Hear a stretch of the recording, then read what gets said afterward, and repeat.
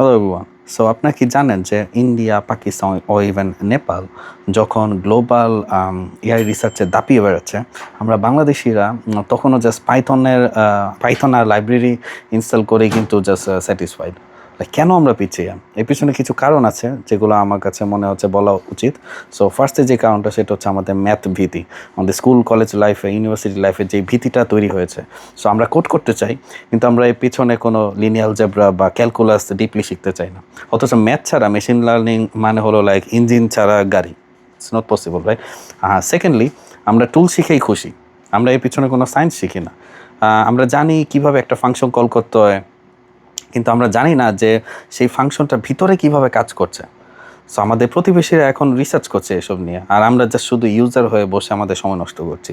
So সবশেষে সঠিক গাইডলাইনের একটা অভাব আছে এখানে। সো আশা করি আপনারা এই ফাউন্ডেশনগুলো নিয়ে কাজ করবেন, তাহলে আপনারা আরও ভালো করতে পারবেন। Thank you very much for watching.